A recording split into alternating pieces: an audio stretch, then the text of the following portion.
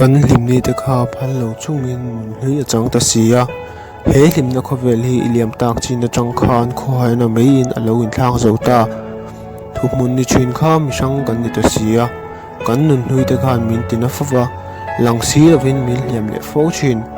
leiril hlan si lo hian enga nge pia thu min hlan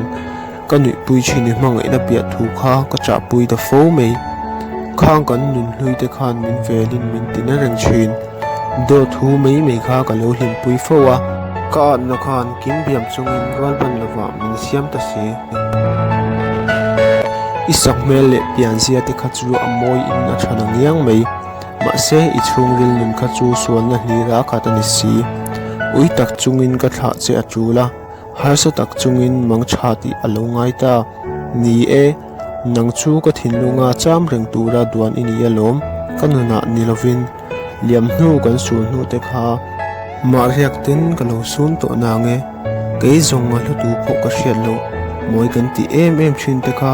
mit tui nen ka lo nga tha to na nge mang tha le